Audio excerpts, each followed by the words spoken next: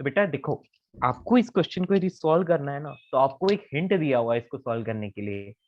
जहां पर जो नीचे ही नीचे जो ये स्लैब रखी हुई है, यहाँ पर पॉइंट ओ बोला गया है, ठीक है। तो इसका मतलब इसको आप ओरिजिन कंसिडर कर सकते हो। यदि आप इसको ओरिजिन कंसिडर कर रहे हो तो बाकी चीजें तो आपके लिए आसान होगी। फर्स्ट वाले का सेंटर ऑफ मास कहाँ आ गया, L/2 पर। उसके बाद सेकंड वाली जो स्लैब है वो उससे L/10 आगे है, तो मतलब कि थोड़ा यहाँ पर कहीं रखी हुई है। तो इसका मतलब आप बोल सकते हो कि इस वाले का centre of mass L/2 plus L/10 पर होगा, है ना। उसके बाद टोटल कितनी स्लैब्स है, 1 2 3 एंड 4, 5 6 एंड 7, टोटल 7 है।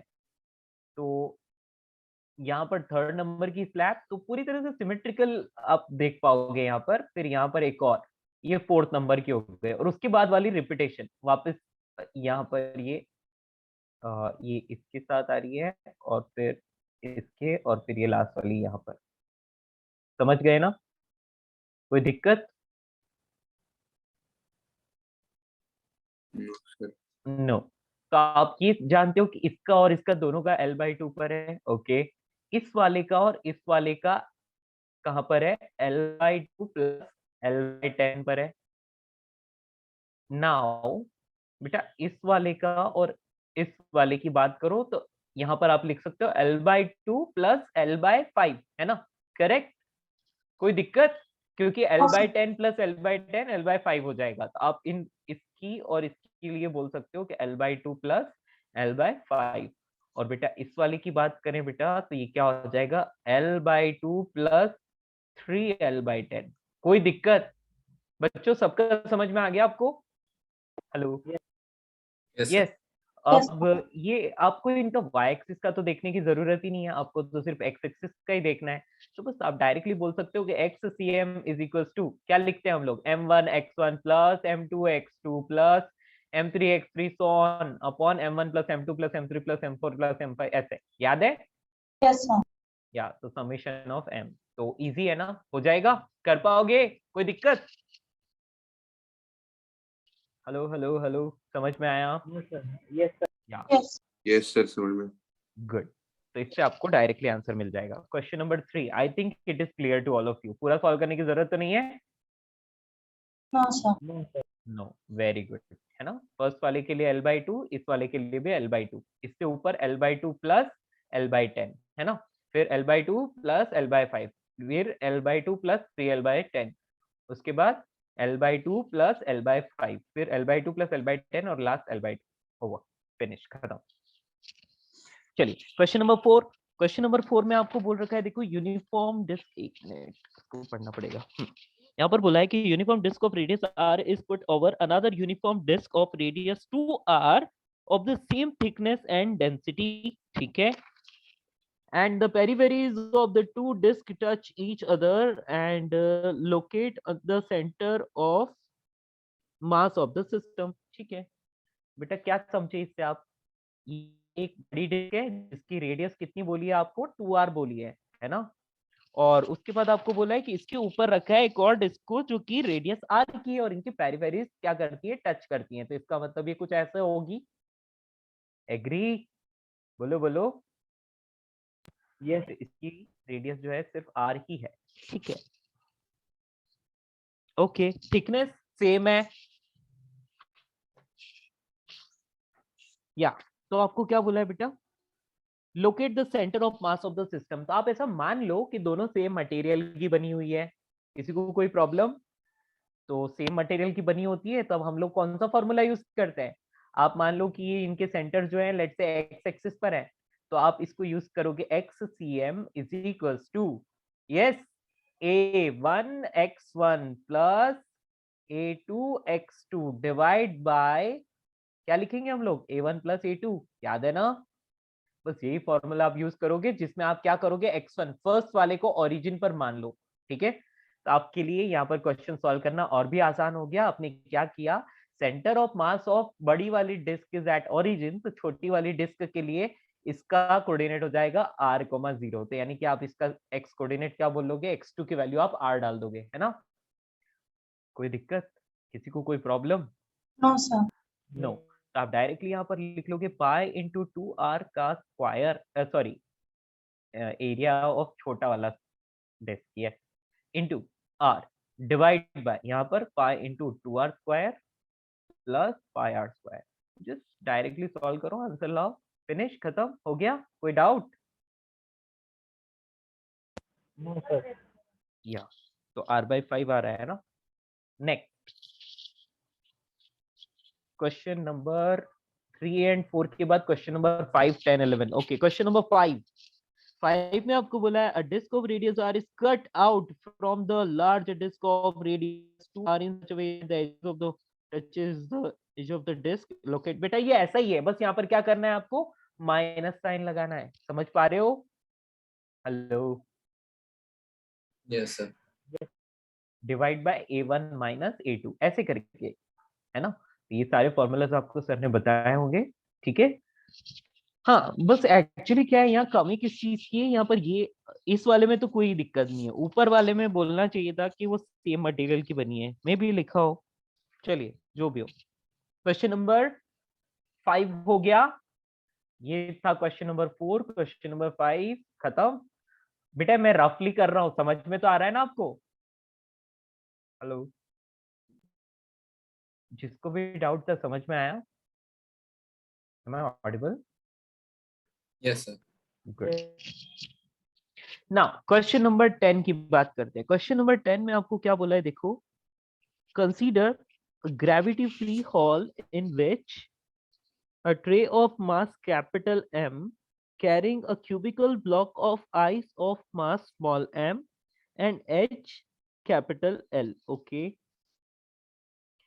is at rest in the middle. If the ice melts, by what distance does the center of mass of the tray plus ice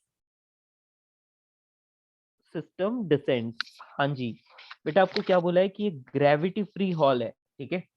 तो ग्रेविटी फ्री हॉल है तो क्या फर्क पड़ गया, हम लोगों को एक बात तो पता है ही कि ये ट्रे है, ट्रे के अंदर यदि मैं इस तरह से एक आइस रख लेता हूँ और ये यहाँ से यहाँ ये एल डिस्टेंस का है ना, इसका मास स्मॉल एम और ट्रे का मास कैपिटल एम, ठीक है। तो बेटा यदि इस पूरे सिस्टम की बात करूं, इस पूरे सिस्टम के पास क्या नहीं है, ग्रेविटी नहीं है ना, ग्रेविटी नहीं है। और यहाँ इसको जस्ट इस तरह से रखा है, अब ये पूरा मेल्ट हो जाता है, तो मेल्ट होने पर क्या होगा, वाटर बन जाएगा, है ना। अब आपको ये पूछा है कि जो सेंटर ऑफ मास है सिस्टम का वो कितना डिसेंट होगा। यस बेटा, बहुत सारे लोग क्या सोच रहे होंगे कि सर ग्रेविटी नहीं है, ग्रेविटी फ्री है, तो फिर ये ऐसे का ऐसे ही रहना चाहिए ना, नीचे क्यों आएगा, डिसेंड क्यों करेगा, है ना। यस और नो? Yes, hello, sir. वो Yes, सही sir. भी है और वो बात सही भी है ना। Do you agree? बट क्या है कि Yes, sir.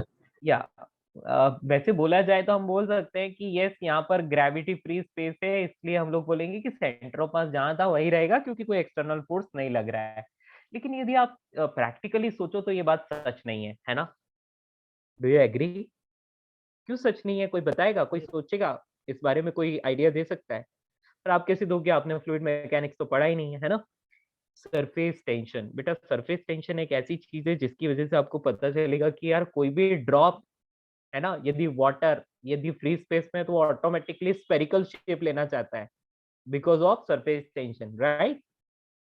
तो वैसे देखा जाए तो इस क्यूबिकल आइस का ऑटोमेटिकली एक स्फीयर बन जाना चाहिए था, बट इट्स ओके, हम लोग मैनेज कर लेते हैं, उस चीज को इग्नोर मारते हैं और डायरेक्टली सिर्फ ग्रेविटी फ्री स्पेस को कंसीडर करके करें। तो बेटा सेंटर ऑफ मास नीचे नहीं जाएगा क्योंकि एक्सटर्नल फोर्स 0 है, तो सेंटर ऑफ मास जहां है वही रहना चाहिए, so it will not descend. Clear?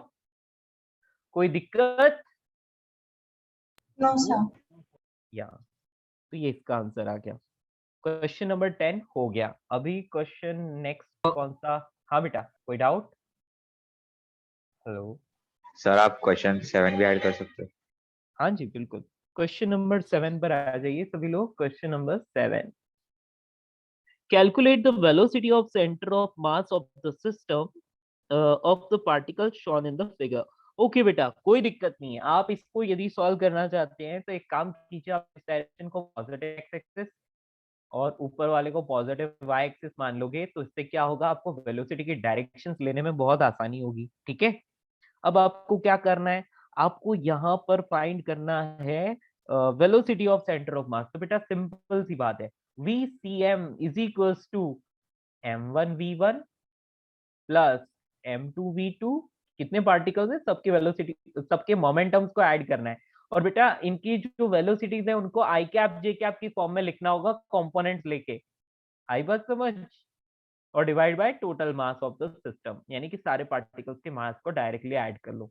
आ रही बात समझ? कितने हैं टोटल? 1 2 3 4 5 पार्टिकल्स हैं और सबकी वेलोसिटी शो की हुई है, डायरेक्शन दिख रही है आपको। हो जाएगा? कर पाओगे या सॉल्व करके बताओ बेटा? हेलो, हाँ सर कर। हो जाएगा है ना?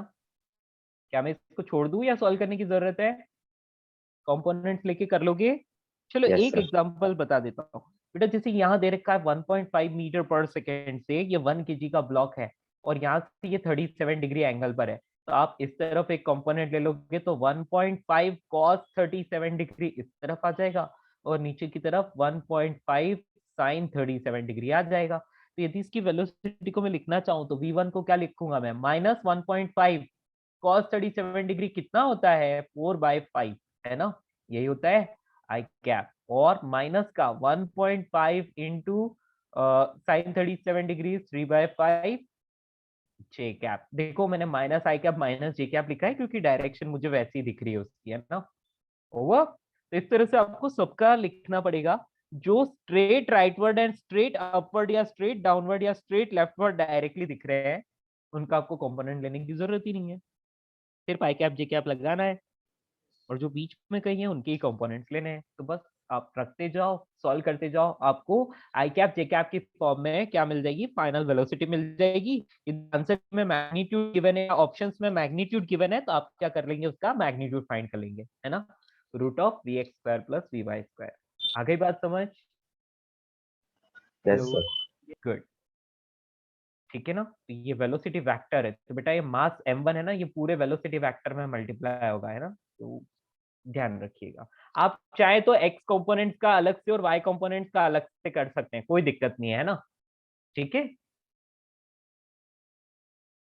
Next question number 7 clear? 1 to 10 any other doubt? No. चलिए क्वेश्चन नंबर आ जाते हैं 11 में। Find the centre of mass of a uniform plate having semi circle, एक minute, semi circular inner and outer boundaries. Okay, तो बेटा ये semi annular disc बोल सकते हैं। तो ये तो बहुत सिंपल हुआ, आपको रेडीमेड फॉर्मूला तो याद ही है सेमी सर्कुलर डिस्क का, डू यू रिमेम्बर? आप क्या करो बेटा, आपके पास एक बड़ी डिस्क है, पहले ये समझ लो, और उसकी रेडियस कितनी है? R2 है, यस। तो बेटा ये R2 की एक बड़ी डिस्क है, तो इस पूरे का सबसे पहले सेंटर ऑफ मास आप फाइंड कर लो। तो आप मान लो कि यहाँ पर ओरिजिन है 0,0, तो जो भी होगा एक्स एक्सिस पर तो सिमेट्री है, सिर्फ वाई एक्सिस पर ही देखना है ना। तो इसका आप बोलोगे कि वाई सी एम कितना आ गया बेटा? इसका वाई सी एम आ रहा है 2R2/पाई, यही फॉर्मूला होता है ना 2R/पाई, यस और नो। अब ये तो हो गया क्या? आउटर डिस्क का, तो ये y आउट लिख लेते हैं। अभी जो अंदर से जो काट के बाहर फेंक रहे हैं ना हम लोग, ये वाली, तो बेटा इस काट के बाहर निकाली, इसका सेंटर ऑफ मास कहाँ है? तो y इनर, वो कितना है? वो 2R1/पाई है। ओके, ये दोनों का सेंटर ऑफ मास अपने को सेपरेटली पता है। तो अब क्या किया, बड़ी वाली डिस्क में से छोटी वाली निकाल के फेंक देंगे, तो हम लोगों को क्या मिलेगा? तो हम लोगों को मिलेगा actual, yes, centre of mass, correct. तो YCM को आप क्या लिखोगे? A2 या A out Y out minus A in Y in divide by A out minus A इन। समझ में आया? तो पाई R2²/2, क्योंकि बेटा वो क्या है? हाफ डिस्क है ना, इसलिए।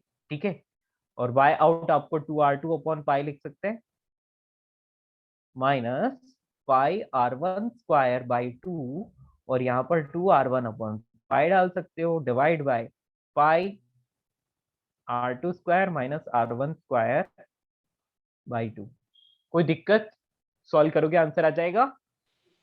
Any problem? No. ठीक है ना, अच्छे से समझ पाए? कोई दिक्कत किसी को? तो मैंने a1 y1 minus a2 y2 upon a1 minus a2 वही फॉर्मूला यूज किया इसको फाइंड करने के लिए। ठीक है, आप यहाँ पर इंटीग्रेशन वगैरह इन सब चीजों की जरूरत नहीं है, डायरेक्टली हम लोग इसको कर सकते हैं। चाहे तो इंटीग्रेशन से भी कर सकते हैं, पर जो हमारे पास डायरेक्ट फॉर्मूला है तो फालतू में क्यों उलझे। ठीक है, और क्या हम आगे बढ़ सकते हैं? किसी को कोई भी डाउट है, कोई भी लोचा है तो मुझसे जरूर पूछने का जल्दी से, है ना। अगर स्पीयर होता तो वॉल्यूम आता, बिल्कुल सही बोल रहे हो बेटा, स्पीयर होता तो वॉल्यूम आता। यस, ठीक है, Okay, sir. ओके। तो क्वेश्चन नंबर 11 तक हो गया, अभी क्वेश्चन नंबर 12 भी आप पूछ रहे हैं तो 12 नंबर लगा लेते हैं। ठीक है, एक मिनट बेटा, लाइट पावर कट हो गया है तो मैं एक दूसरी लाइट ऑन कर लेता हूँ इन्वर्टर वाली। एक मिनट रुकना।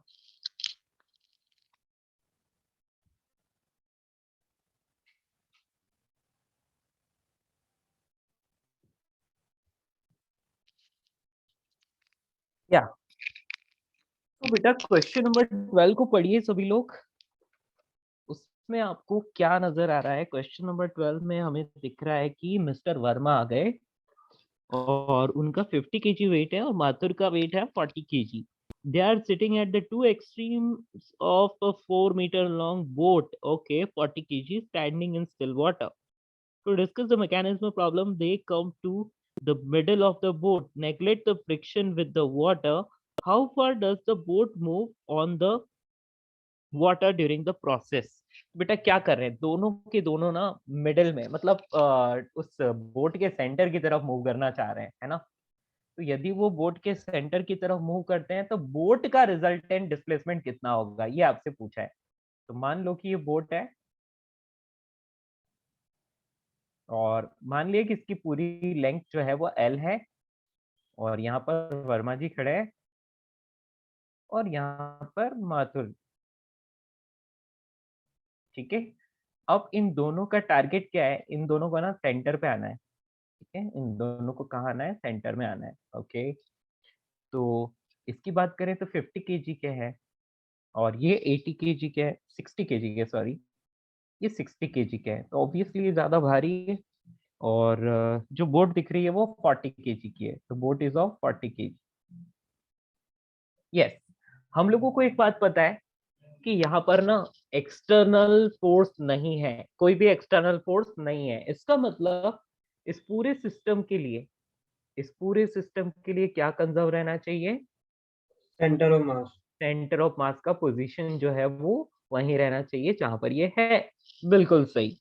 तो अब हम क्या कर सकते हैं? हम लोग ऐसा बोलेंगे कि ये ना बोट, देखो आपको एक बात तो पता है कि माथुर यदि लेफ्ट में जाएगा तो बोट राइट में जाएगी, राइट, बोट राइट में जाएगी। Yes, sir. ओके, और यदि सिर्फ और सिर्फ वर्मा राइट जाएगा तो बोट लेफ्ट में जाएगी। बट हमें एक बात पता है कि माथुर का वेट थोड़ा ज्यादा है ना, माथुर का वेट ज्यादा है।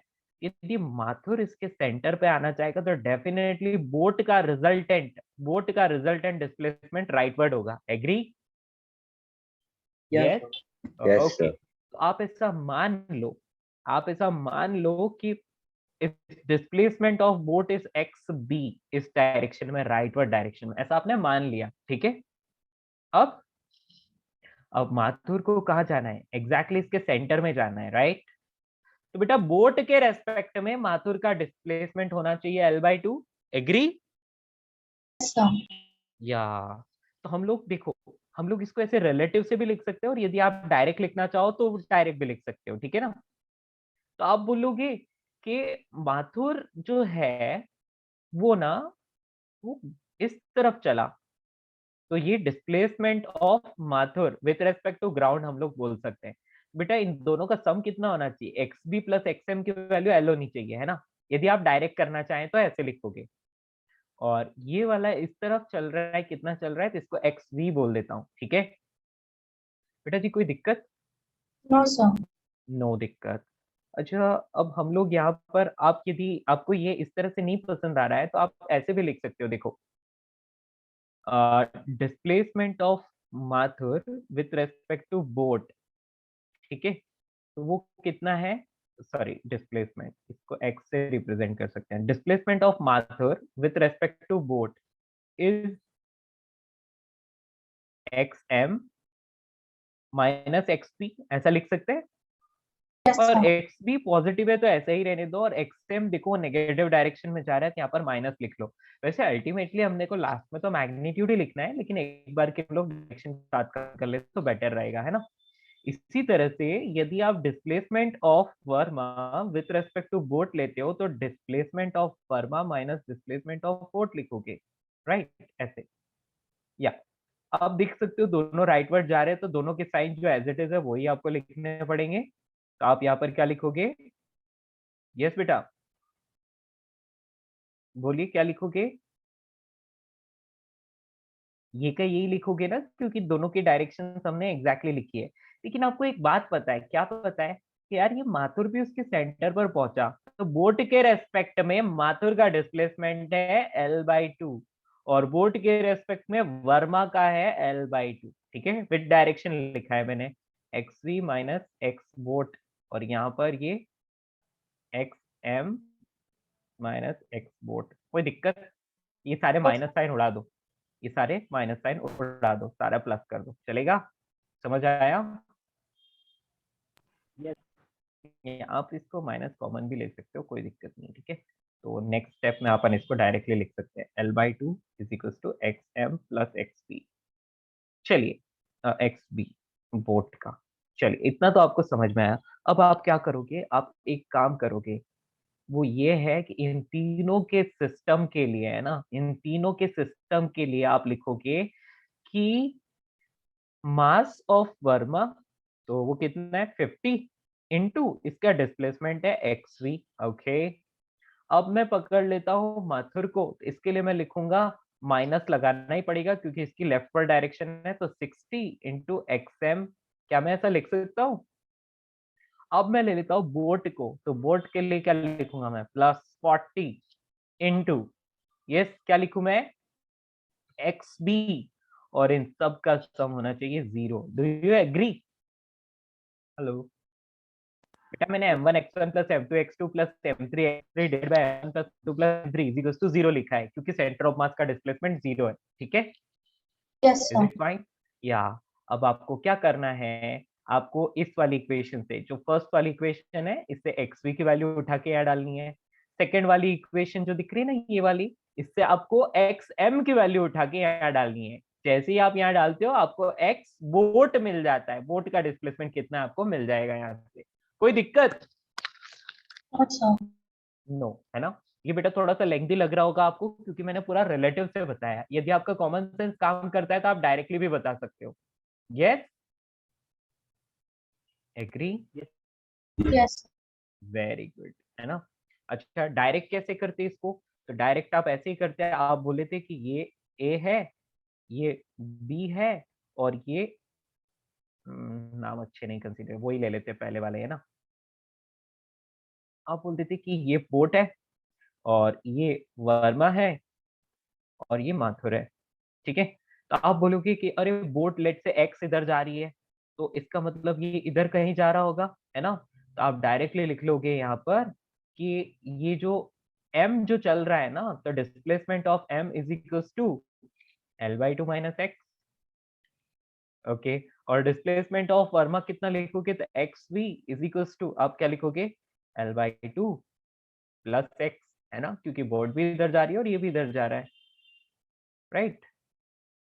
या अब आपको वही जो ये वाली इक्वेशन लिखी ना ऊपर वाली, तो विथ डायरेक्शन ये वाली इक्वेशन यूज करनी पड़ेगी, बस put the value get the answer. किसी को कोई प्रॉब्लम, बोलो बोलो, No, sir. No, that's all. तो बेटा वही तरीका है, बस ऊपर वाले में मैं थोड़ा इज्जत दी है, इसको थोड़ा रिलेटिव से प्रॉपरली करके बताया है और कुछ नहीं। क्वेश्चन नंबर 12, आई होप सबको समझ में आया होगा, किसी को कोई doubt, No. Doubt, very good. Now अब हम आगे बढ़ेंगे। क्वेश्चन नंबर कौन सा बेटा? Up to 20, any doubt? So 13. 13, okay. चलिए बच्चों, तो 13 में चलते हैं। क्वेश्चन नंबर 13 में बोला है a card of mass m is at rest on a frictionless horizontal surface and a pendulum bob of mass small m hangs from the roof of the card and the string breaks. The bob falls at the floor, makes several collisions on the floor and finally lands up, okay, in the small slot made in the floor. ठीक है? The horizontal distance between the string and the slot is L. Okay, horizontal distance between the string and slot is L. Find the displacement of the cart during this process. तो आपको cart का displacement बताना है इस पूरी process में। तो देखो यहाँ पर इस तरह से आपको बताया है, और मान लिया कि कार्ट जो है वो क्या करती है, इस बॉब के आगे पीछे जाने की वजह से क्या करती है, मूव करती है। लेट्स से यहाँ से ये स्ट्रिंग ब्रेक होगी तो क्या होगा, ये नीचे गिरना चाहिए। तो इसका हॉरिजॉन्टल में जो डिस्प्लेसमेंट होना है वो कितना होना है, मतलब विथ रेस्पेक्ट टू कार्ट इसका डिस्प्लेसमेंट जो है वो यहाँ पर एल दे रखा है, इतना होगा तो ये स्लॉट में चली जाएगी बॉल। या तो बेटा यहाँ पर एक बार ऊपर थोड़ा सा और पढ़ लेते हैं। Cart of mass M rest on rest में पड़ी हुई है, frictionless horizontal surface, bob of mass M hangs from the roof, string breaks, the bob falls on the floor, makes several collisions on the floor, okay, and finally lands up in the slot. तो बेटा एक बात समझ में आई, ये यहाँ पर गिरेगा, यहाँ से इस तरह ये कोलिजन करता करता करता करता यहाँ अंदर चला जाएगा, है ना? तो आप मान लो कि बॉल का डिस्प्लेसमेंट राइटवर्ड है एक्स बी, और कार्ट का डिस्प्लेसमेंट ऑब्वियसली लेफ्टवर्ड होगा, तो उसको एक्स सी बोल लेते हैं, है ना? और हम डायरेक्टली एक बात तो बोल ही सकते हैं कि x B plus x c is equal to l by two. Can I say like that? Okay बच्चा लोगों, एग्री हो? कार्ड राइटवर्ड गई, कार्ड लेफ्टवर्ड गई एंड बॉल राइटवर्ड गई, तो दोनों का डिस्प्लेसमेंट यदि ऐड करते हैं तो एल बाई टू के बराबर, sorry l l not l by two, question में एल दिया है, l, sorry by mistake I have written l by two, it is l. अभी ठीक है? Hello, Yes, sir. Yes. Good. या मैं इसको एल बाई टू सोच रहा था, ये एल ही लिखा है क्वेश्चन में तो हमें एल ही लेना है ना। या एल बाई टू नहीं होगा, एल होगा। ये हो गई अपनी फर्स्ट इक्वेशन। सेकेंड बेटा, इनका सेंटर ऑफ मास वर्टिकल में तो छोड़ दो, वर्टिकल में ग्रेविटी लग रही है तो सेंटर ऑफ मास वर्टिकल में तो कंजर्व नहीं रहने वाला, लेकिन हॉरिजॉन्टल डायरेक्शन में कोई फोर्स नहीं है एक्सटर्नल, तो हम बोलेंगे कि सिस्टम में कोई एक्सटर्नल फोर्स हॉरिजॉन्टल में नहीं लग रहा है, तो इसका मतलब mass of ball into displacement of ball, और यहाँ पर नेगेटिव डायरेक्शन में कार्ट है ना, तो mass of cart into displacement of cart should be equal to 0। M b x b is equals to m c x c, sorry ये c है, या यस, ये सेकेंड रिलेशन आ गया आपके पास। टू रिलेशंस है, टू वेरिएबल्स है, आसानी से आंसर आ जाएगा। ओके कोई दिक्कत? दोनों का मास क्वेश्चन में दिया ही है, बॉब का मास स्मॉल एम है, कार्ट का मास कैपिटल एम है, ठीक है? तो सेकंड वाले से किसी भी एक की वैल्यू उठा के ऊपर वाले में डाल दो फर्स्ट इक्वेशन में, you'll get the answer। हाँ जी, यस बेटा बोलिए, any doubt? Hello hello hello, No, sir. No doubt, very good, ठीक है। तो यहाँ से चाहे तो एक्स बी की चाहे एक्स सर की एक वैल्यू, क्वेश्चन था हाँ बेटा पूछो। सर, आपने एक्स सी का डिस्प्लेसमेंट मतलब you took it with the direction right, तो हाँ। मतलब लाइक एक्स सी मतलब ऑलरेडी बेटा Because- देखो, ये तो आपका कॉमन सेंस है ना। देखो हमने क्या किया, हमने बोला कि बॉल यहाँ गिरेगी, अब बॉल को इस स्लॉट में जाना है तो अल्टीमेटली बॉल को राइटवर्ड जाना पड़ेगा, राइट? या सर बॉल राइटवर्ड जाएगी तो कार्ड तो लेफ्टवर्ड जाएगा ही फिर, क्योंकि हाँ सर यदि, हाँ, इसलिए मैंने कार्ड का लेफ्टवर्ड कंसीडर किया। यदि ऐसा नहीं होगा तो सेंटर ऑफ मास मूव कर जाएगा, जो कि होना नहीं चाहिए, ठीक है? ओके समझा सर। यस। नेक्स्ट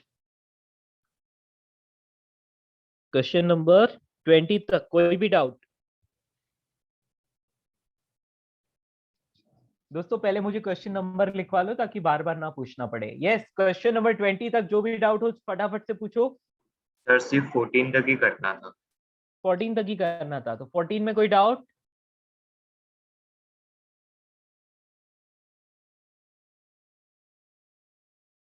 यस बेटा, हमने कार्ड की डायरेक्शन को लेफ्ट अज्यूम किया है, ठीक है।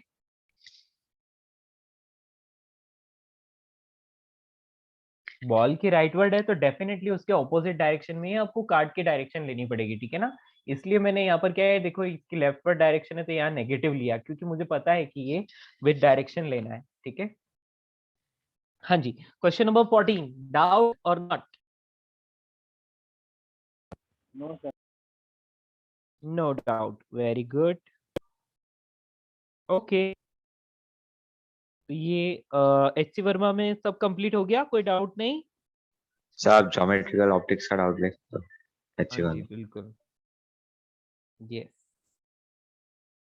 सर पहले मॉड्यूल के लिए सेंटर ऑफ मास की। ठीक है बेटा, सेंटर ऑफ मास का मॉड्यूल कर लेते हैं। किसी के पास है क्या सेंटर ऑफ मास का मॉड्यूल? मैं एक बार चेक कर लेता हूँ, जस्ट अ मिनट। हाँ मेरे पास नहीं है, जब तक मुझे याद है एडवांस का नहीं है, इसलिए है ना। आप मुझे एडवांस का भेज दो, मुझे एडवांस का सेंटर ऑफ मास का मॉड्यूल फटाफट से भेज दो, सॉफ्ट कॉपी। मेरा नंबर है ना सबके पास?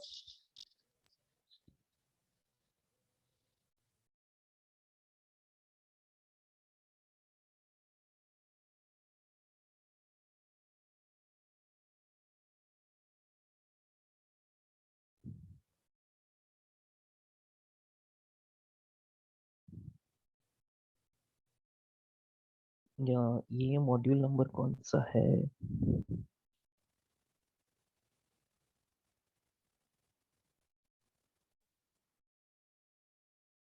एडवांस मॉड्यूल 2, मेरे पास मॉड्यूल 2 है।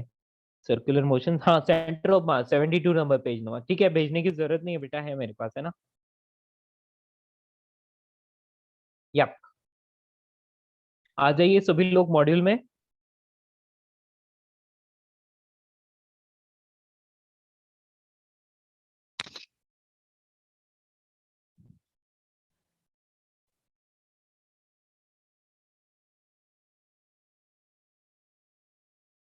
क्या तो बच्चों, एक्सरसाइज कौन सी वाली डिस्कस करनी है? Sir in chapter in exercise. Chapter 1 in 2 3। Chapter exercise, in chapter exercise का। ओके, कौन सा नंबर?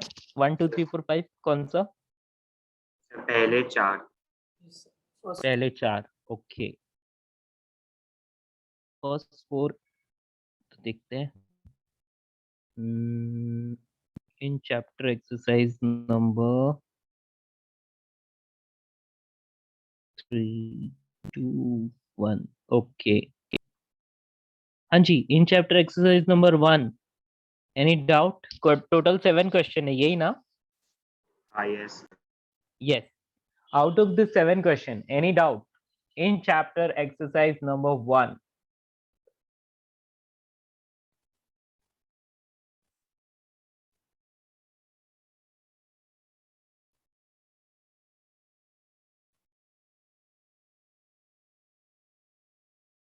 Any doubt? No? जल्दी जल्दी जल्दी। No Yeah, no doubt. Okay. In chapter exercise 2, any doubt? Sir second and fifth. Okay. In chapter exercise number 2 में second and fifth doubt है। Okay. Sir, fourth one also. Fourth also. तो बेटा यहाँ पर मेरे को 3 and 4 मैसेज किया है आपने। तो बेटा ये 3 and 4 इसी एक्सरसाइज का है ना? 2 3 4 5 ये सारे डाउट्स हो गए ना? कौन से के? एक्सरसाइज नंबर 2 के इन चैप्टर। इतनी डिफिकल्ट है क्या? देखते हैं। चलिए दोस्तों, तो मैं आ गया हूं इन चैप्टर एक्सरसाइज नंबर 3 है ये तो, एक मिनट, हाँ 2 कहाँ है, या 2 में, ठीक है।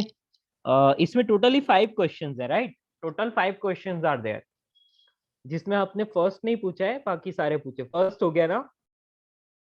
या question number 2, a rigid body consists of a 3 kg mass connected to a 2 kg mass by a massless rod, एक massless rod से connected है, okay, 3 kg is located at this position and 2 kg mass at this position, the length of the rod is, the rod की length आपको बतानी है। ये क्या है, लेंथ ऑफ द रॉड बतानी है आपको, मतलब मुझे समझ नहीं आया इसमें सेंटर ऑफ मास का क्या रोल है। चलो ठीक है, जो भी हो बेटा, ये तो आपको एक बोल सकते हैं ना कि एक मास यहाँ है, एक मास यहाँ है, इसका कोऑर्डिनेट आपको दे रखा है 2,5 और इसका कोऑर्डिनेट आपको दे रखा है 4,2, है ना बेटा। ये कोऑर्डिनेट सीधे आपको दे रखे हैं, तो आपको 2 पॉइंट्स के बीच की डिस्टेंस पता है कैसे फाइंड करते हैं, x2 माइनस x1 का, हाँ सर। y2 माइनस y1 का स्क्वायर और इसका रूट, ये होती है डिस्टेंस बिटवीन 2 पॉइंट्स, राइट। बचपन में पढ़ते थे वंस अपॉन ए टाइम। इससे नहीं आ रहा है क्या आंसर? हाँ सर आ रहा है, पर वो उसमें सेंटर ऑफ मास का क्या था? ये जबरदस्ती से दे दिया और कुछ नहीं है ना। √13 आंसर आ रहा है इसका, तो ये शायद आपका बचपन याद दिलाना चाहते होंगे और कुछ नहीं है ना, इसमें सेंटर ऑफ मास का कोई रोल नहीं है, ठीक है। नेक्स्ट क्वेश्चन नंबर 3, इसमें लैम्डा दे रखा है आपको kx²/l। बेटा आपको फर्स्ट क्वेश्चन आया होगा तो थर्ड भी आया होगा ना, दोनों एक जैसे ही दिख रहे हैं मेरे को, तो भाई भाई दिख रहे हैं। हाँ सर, सिर्फ लैम्डा का दूसरा मतलब डिफरेंट हाँ, वेरिएबल्स में लिखा है, तो थोड़ा बेटा आपको डिफरेंट इसका फॉर्म में। मतलब इंटीग्रेशन में प्रॉब्लम है, सेंटर ऑफ मास में नहीं है। चलिए कोई बात नहीं, डाउट तो डाउट होता है, डिस्कस कर लेते हैं, ठीक है। k is a constant, x से डिस्टेंस है from any point on the rod measured from one and, एक एंड से ले लेते हैं चलो, तो distance of centre of mass from that and is, तो ये रॉड ले ली और रॉड का लैम्डा ये गिवन है, तो आप मान लो कि आप इस पॉइंट से बात कर, इस एंड से बात कर रहे हो, तो यहाँ से x डिस्टेंस पर एक छोटू सा सेगमेंट कंसीडर कर लेते हैं अपन dx लेंथ का। अब इस dx लेंथ का सेगमेंट आपने कंसीडर क्यों किया? ये इसलिए कंसीडर किया क्योंकि मुझे क्या करना है, इसको एक छोटा सा पार्टिकल लेकर चलना है, ठीक है। तो बेटा आपको फॉर्मूला तो याद ही होगा, xcm is equals to integration of, है ना। अब इस छोटे से पार्टिकल को मैं यहाँ पर x डिस्टेंस पर कंसीडर किया है ना, तो x और इसके मास को मैं बोल देता हूँ dm मास, कितना dm मास, तो integration of x into dm upon integration of dm, am I right.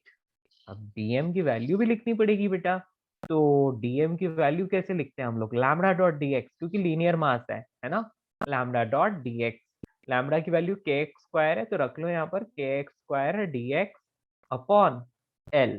ये वैल्यू यदि मैं यहाँ पर रखता हूँ तो देखो एक x पहले से और ये x² है, तो टोटल x³ बन गया, तो kx³ dx बाय l, इसका integration divide by integration of dm, तो इसको तो आप डायरेक्टली लिख सकते हो, कैसे लिख सकते हो, kx² dx अपॉन l, ठीक है। ये किसकी वैल्यू है, सिर्फ dm की।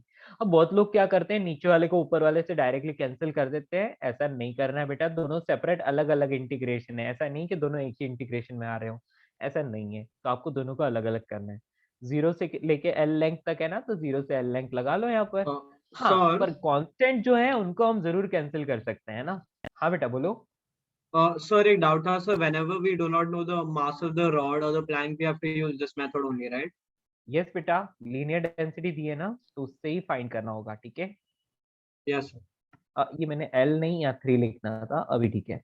यस बेटा, कांस्टेंट्स को तो आप कैंसिल कर सकते हो, k और l तो कैंसिल हो जाएंगे, लेकिन x कैंसिल नहीं होंगे, तो x4/4 और यहाँ पर x3/3, ये लिख लिया। 0 से लेके l तक, 0 से लेके l तक वैल्यूज डालोगे तो आपको क्या मिलता है, 3l/4 is the answer, okay. Any दिक्कत? चलो समझ आया।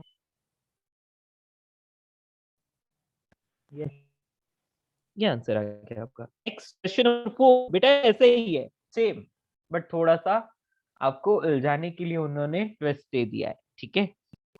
Lambda is equal to m naught upon l square, यहाँ पर एल प्लस एक्स ऐसे दिया है, कोई दिक्कत नहीं है, हम लोग डीएम अब भी फाइंड कर सकते हैं। क्या फाइंड करेंगे?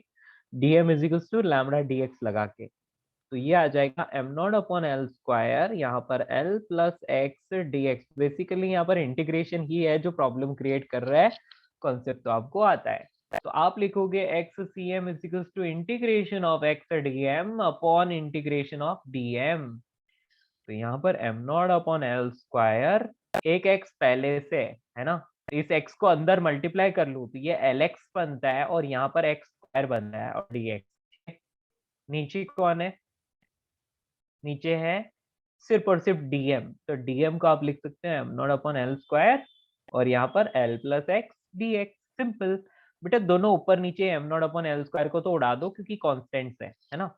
यदि मैं इंटीग्रेशन करता हूं तो मुझे ऊपर वाली इक्वेशन में मिलता है L x square by 2 plus x cube by 3 divide by, यहाँ पर मिलेगा L x plus x square by 2, ठीक है। दोनों का एलसीएम लेकर यदि हम लोग सॉल्व करते हैं तो अब एक काम करो, पहले लिमिट्स रख लो और फिर सॉल्व करो। जहां पर भी एक्स है वहां एल डाल देने का, है ना। तो L L cube by 2 plus L cube by 3 divide by L square plus L square by 2, ठीक है। किसी को कोई प्रॉब्लम? बोलो दोस्तों। तो यहाँ आ जाएगा 5l बाई 6 और नीचे आ रहा है 3l बाई 3/2, 5l बाई 6 और नीचे 3/2, बाकी सब कैंसिल हो गया है ना। तो इसको कैंसिल करो, ये 2 टाइम्स होता है 5/9। एक मिनट, ये 3 टाइम्स कैंसिल होता है, यस। हाँ, 5l/9 आंसर, है ना। किसी को कोई तकलीफ? No, बच्चों को sir. कोई तकलीफ? नो। तो आपको क्या पूछा है? के l/9 पूछा है ना, के की वैल्यू पूछी है 5, आंसर हुआ। क्वेश्चन नंबर 4 हो गया। क्वेश्चन नंबर 5 भी पूछा था क्या? यस, 5 भी पूछा था ना, हाँ 5। क्वेश्चन नंबर 5, तो बेटा क्वेश्चन नंबर 5 में बोला है mass is non-uniformly distributed on a circumference of a ring of radius a with center at origin। बेटा इसका सेंटर जो है ना वो ओरिजिन पर है, ठीक है। तो let b be the distance of center of mass from the ring from the origin, then बेटा ये सिंपल सी बात है। जो हम बात करेंगे कि b की वैल्यू कहाँ से कहाँ तक हो सकती है, तो वो ओरिजिन से लेकर b बीच में कहीं होगी ना, तो ओरिजिन से b के बीच में ही कहीं लाई करेगी, ठीक है ना। क्या आप मेरी बात समझ पा रहे हो? हेलो। Yes sir. हाँ, ये तो कॉमन सेंस था बेटा, क्योंकि b की वैल्यू a से बड़ी तो हो नहीं सकती। मतलब हम बोल सकते हैं कि सेंटर ऑफ मास जो है, एक मिनट में डायग्राम बनाता हूँ बेटा। सेंटर ऑफ मास किसी बॉडी से बाहर भी हो सकता है, बट वो सिस्टम ऑफ पार्टिकल्स के लिए होता है। जब हम एक कंटिन्यूअस मास डिस्ट्रीब्यूशन की बात कर रहे हैं, तो बेटा यहाँ से लेट से ये डिस्टेंस a है, आपको इसका सेंटर ऑफ मास लेट से यहाँ कहीं है, b जो है यहाँ से यहाँ, ये b डिस्टेंस है, ठीक है। तो b की वैल्यू ऑब्वियसली a से तो कम ही होगी ना, agree? Yes, sir. Let's see, या तो b will be lesser than a। लेकिन एक बात और पता है, ये 0 से जरूर बड़ा होगा, है ना, ठीक है। सर मैंने आपको व्हाट्सएप पे एक बहुत छोटा रे ऑप्टिक्स का डाउट भेजा है। ओके, बहुत छोटा रे हाँ ऑप्टिक्स का सर, एक डाउट ही भेजा है। बहुत छोटा ही क्वेश्चन है। ओके, देख लेते हैं, ठीक है। सर आपको मिला? हाँ, मिल गया, यस। हाँ प्रिज्म सर। का क्वेश्चन है ना। हाँ सर, इसमें sir a equals to R1 plus R2 sir ने सिखाया था। अभी हाँ, R1 मुझे 30 डिग्रीज आया, R2 मुझे 45 डिग्रीज आया, तो a 75 डिग्रीज आ रहा है मुझे, बट उन्होंने आंसर 15 दिया है। देखते हैं, एक मिनट रुको। यहाँ पर ये पूरी तरह से ऐसे फ्लैट दिख रही है और ये वाली मुझे ऐसे कुछ दिख रही है सरफेस। चलिए, अब हम यहाँ पर बात करें कि एक रे यदि, एक मिनट ना क्वेश्चन देखता हूँ। आपको बोला है अल्फा एंगल पर एक रे आ रही है और बहुत सारी चीजें भी आपको क्वेश्चन में दे रखी है, ठीक है। मान लिया कि अल्फा एंगल पर एक रे आ रही है, एंगल ऑफ इंसिडेंस अल्फा, ठीक है। तो यहाँ से ये क्या होगी, टूवर्ड्स नॉर्मल बेंड हो जाएगी और ये इस पॉइंट पर आएगी ऐसे, ठीक है। अब आपको क्या करना है, यहाँ पर फिर से एक नॉर्मल ड्रॉ करना पड़ेगा और यहाँ से ये रे क्या करेगी, अवे फ्रॉम नॉर्मल शिफ्ट होगी इस तरह से, ठीक है। कोई दिक्कत नहीं है। ये वाला अपन ने R1 लिख लिया और ये वाला हमने R2 लिख दिया, तो R2 इस जगह पर आएगा, है ना, या ठीक है। लेकिन बेटा यहाँ पर आपका क्यों गलत आ रहा है मैं समझ गया। हमेशा हाँ सर। ठीक है, मैं या बेटा एक्चुअली इसका रीजन क्या है, आपको यहाँ पर R1 प्लस ये 90 डिग्री भी आ रहा है, यहाँ पर समझ में आ रहा है। तो यहाँ से तो ये कौन सा 90 90 degree, degrees can you draw कर सकते हो? ओके बेटा चलो मैं इसका प्रॉपर आपको सॉल्व करके दिखाऊंगा, कोई दिक्कत नहीं है ना, अपन प्रॉपर सॉल्व कर लेते हैं इसको। तो बेटा इसका रिफ्रैक्टिव इंडेक्स आपको √2 बोल दिया है, ठीक है। और अब मैं बात करूं कि इंटरनल रिफ्लेक्शन, एक मिनट हाँ, पूरा क्वेश्चन पढ़ता हूँ। Parallel beam of light is incident from the air at an angle alpha on the side PQ, and यहाँ पर दे रखा है कि PQ at the right angle triangular prism of refractive index this light undergoes total internal reflection in the prism at face PR। तो PR वाली surface पर total internal reflection हो गया और alpha has the minimum value of 45 degree. तो alpha की value एक बार आप 45 डिग्री लेकर चल सकते हो, ठीक है ना।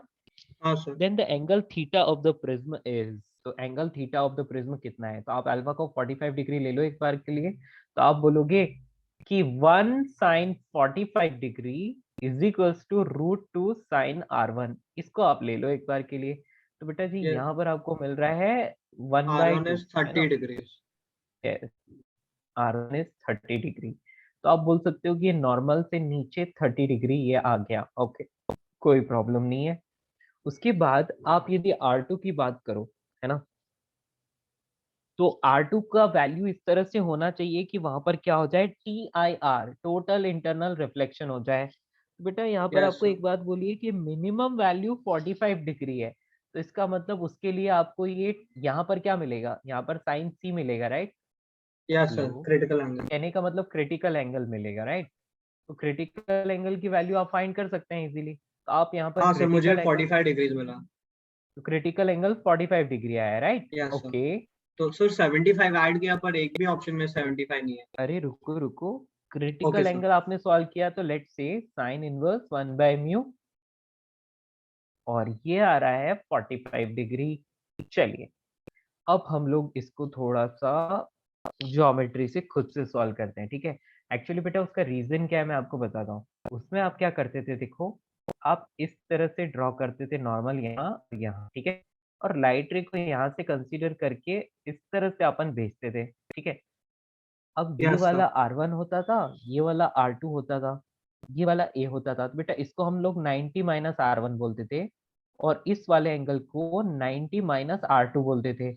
हमें पता है कि ट्राइंगल, जो ऊपर छोटा वाला ट्राइंगल ले लो, ट्राइंगल के तीनों एंगल्स का सम कितना होता है बेटा, 180 डिग्री। हाँ सर।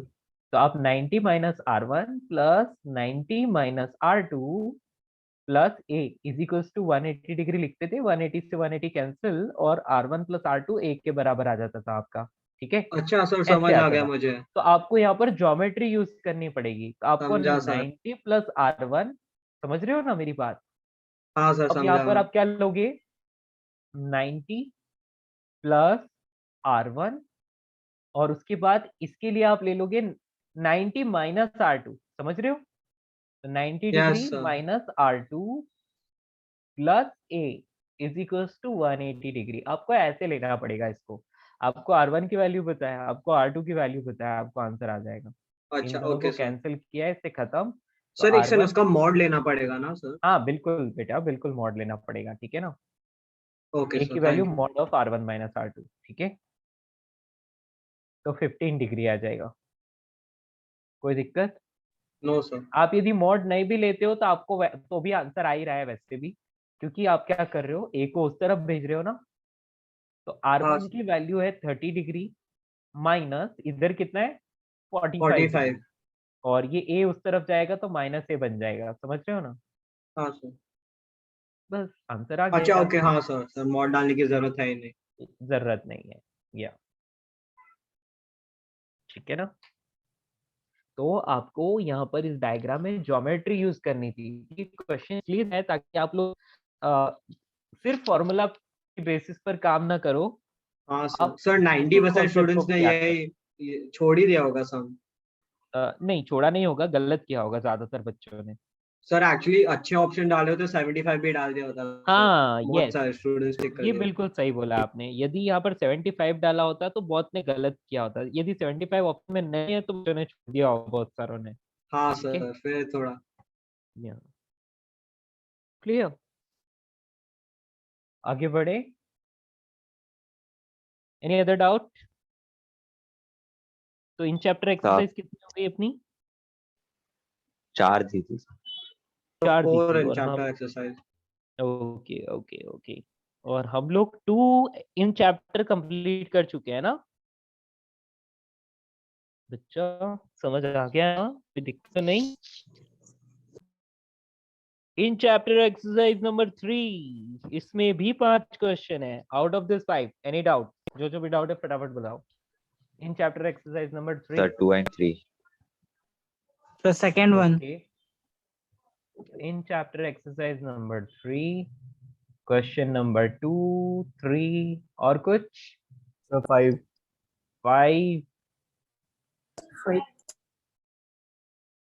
या 2 3 5 है ना? बस, तो वैसे 2 और 3 5 ही होते हैं, ठीक है। चलिए आगे बढ़ते हैं। तो इसमें सबसे पहले क्वेश्चन नंबर 2। क्वेश्चन नंबर 2 में देखा है, a man has constructed a toy as shown in the figure. The density of the material of the solid sphere is 12 times that of the solid cone. solid cone के comparison में solid, नीचे solid cone रखा है और ऊपर solid sphere रखा है, और दोनों की डेंसिटीज के बारे में बताया है। ओके, फिर बोला है कि देन डेंसिटीज ऑफ, एक minute, distance of centre of mass of system from point O. Point O एकदम बेस पर है तो ठीक है, कोई दिक्कत नहीं है। हाइट दे रखी है 4r और उसकी 2r, ठीक है। चलिए दोस्तों, तो क्वेश्चन नंबर 2 को सॉल्व करते हैं। यहाँ पर एक स्फीयर हमने लगा दिया और यहाँ पर हमने कोन को लगा दिया। सॉलिड कौन है, ठीक है। सॉलिड कौन का बेस का रेडियस 2r है। चलो ये बहुत अच्छा किया, वैसे जरूरत नहीं थी, कुछ फर्क नहीं पड़ता था, सिमेट्रिकली होना चाहिए बस। इसके सेंटर पर यहाँ पर ये पॉइंट ओ हो गया, या इसकी हाइट को बोला है 4r और इस पूरे को बोला है 2r। हम एक काम कर सकते हैं, हम लोगों को सबका सेंटर ऑफ मास पता है। इस स्फीयर का सेंटर ऑफ मास एग्जैक्टली यहाँ होना चाहिए, और कोन का, सॉलिड कोन h/4 हाइट पर होता है, सबको पता है, याद है Yes, sir. दोस्तों? यस, तो इसका सेंटर ऑफ मास आप Yes. बोल सकते हो y1 और इसका सेंटर ऑफ मास आप y2 बोल सकते हो, ठीक है। बेटा y1 की वैल्यू तो आप डायरेक्टली बोलोगे कि h/4 यानी कि r के बराबर होनी चाहिए। किसी को कोई दिक्कत? No, sir. नो। और y2 की वैल्यू यदि मैं बात करूं बेटा, तो पूरा का पूरा 4r तो है ही, और 4r के बाद इसका सेंटर r डिस्टेंस पर होता है। तो ग्राउंड से उसकी हाइट, ओ पॉइंट से उसकी हाइट बोली जाए तो वो क्या है, y2 है, और उसकी वैल्यू जो है वो 5r हो गई। किसी को कोई problem? No, sir. No problem. बस तो करना क्या है, m1 और y1 2 y2 divide by m1 plus m2, m1 plus m2। कोई दिक्कत तो नहीं? ठीक है। अब हमें पता है मास होता है डेंसिटी इनटू वॉल्यूम, और डेंसिटी को यहाँ पर बता रखा है हमें।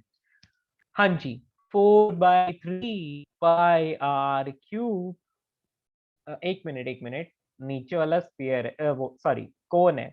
कोन होता है पाई r स्क्वायर h होता है ना, तो पाई r स्क्वायर इंटू h, ये हो गया उसका वॉल्यूम। उसकी डेंसिटी, डेंसिटी के बारे में भी आपको बताया हुआ है ना, यस दोस्तों, क्या बोला है?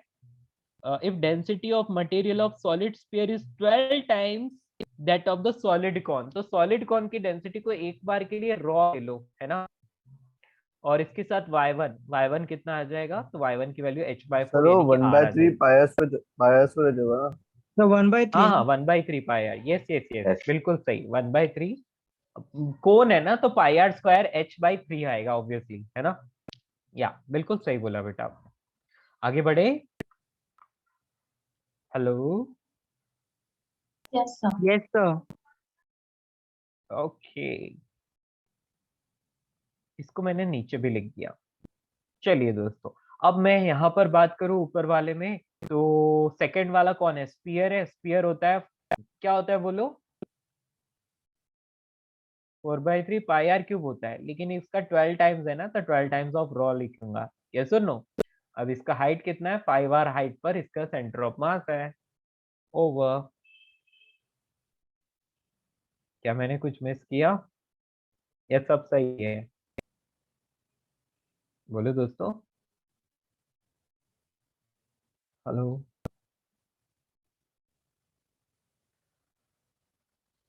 क्या ये सब कुछ जम रहा है आपको? तो इन सब में π/3 और ये नीचे आर क्यूब होगा तो ऊपर भी आर क्यूब बनेगा, तो इन सारे आर क्यूब को भी हटा देते हैं हम लोग, है ना। तो ऊपर क्या बचता है? ऊपर यहाँ पर बचता है 4, रॉज को भी हटा देते हैं, तो 4r प्लस यहाँ पर कौन बचता है? यहाँ पर ये 12 इंटू 4 इंटू 5 है ना, इतना आ रहा है, या 240 आ रहा है, बिल्कुल। चलिए, जो आ रहा है वो तो लिखना रहा, उसका हम कुछ कर नहीं सकते, है ना। डिवाइड बाय नीचे की तरफ क्या आ रहा है, तो यहाँ पर ये 4 है और यहाँ पर 48 है। किसी को कोई प्रॉब्लम? No, sir. No नीचे sir. 52 और ऊपर 244 आर, ठीक है बेटा, सॉल्व करना है अभी। आगे आपकी जिम्मेदारी, ठीक है। किसी को कोई problem? No, No sir. sir. या दैट्स ऑल। तो अ, कोई आंसर मैच होगा? हेलो, क्या आपको लग रहा है कि कोई आंसर मैच होगा इससे?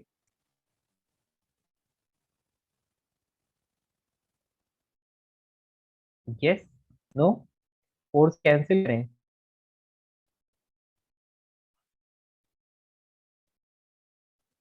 सर नहीं हो रहा मैच। नहीं हो रहा है, तो मैंने कहीं ना कहीं कुछ ना कुछ तो मिस्टेक की होगी, एक बार फिर से चेक करते हैं, जस्ट अ सर वो मिनट। न्यूमरेटर में 80R होगा ना? हाँ, एक minute. 4/3 pi r cube into rho, ये ठीक है। हाँ यस, और यहाँ पर क्या किया मैंने? Pi r square into h/3। Okay, तो न्यूमरेटर में क्या आ रहा है? ऊपर की तरफ देखा जाए तो 4 इज ओके, प्लस यहाँ पर 240, ये सब कुछ ठीक है क्या बेटा? हेलो, Sir, cone का radius should be 2r, right? क्या हुआ बेटा? नहीं नहीं नहीं, देखो ना, उसकी टोटल हाइट 2r बता रखी है, तो उसकी रेडियस तो r ही आएगी ना। Cone हाँ, मुझे गलती समझ में आ गई बेटा। गलती क्या है, वो ये है कि बेटा हमने बेस को नहीं देखा। देखो, बेस की रेडियस 2r दी है, यस, तो उसका वॉल्यूम लिखने में प्रॉब्लम हो गई, बहुत बड़ी गलती हो गई, बहुत भारी गलती हो गई। या बेटा, सब कुछ ठीक लिखा है हमने, लेकिन इसका कोन का जो बेस है ना, उसका रेडियस r ले लिया, जबकि वो 2r दे रखा है, अभी देखा मैंने। तो पाई इंटू 2r का स्क्वायर इंटू h, समझ रहे हो? बाकी सब कुछ ठीक है, तो यहाँ पर भी 2r का स्क्वायर करना पड़ेगा। ओके, अभी गलती पकड़ आ गई ना, तो यहाँ पर आएगा पाई इंटू 2r का स्क्वायर। अभी सब कुछ ठीक है, अब कोई प्रॉब्लम नहीं है, ठीक है ना। ये 240 तो सही था, यहाँ पर देखा जाए तो ये 4 इंटू 4 16 आना चाहिए, ठीक है। और नीचे की बात करें तो 4 इंटू 4 यहाँ पर 16 आना चाहिए, और यहाँ पर 48 आना चाहिए। अब सही आ जाएगा।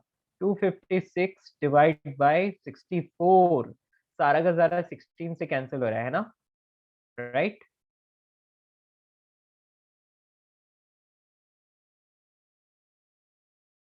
एग्जैक्टली 4 आ रहा है, 4 आर,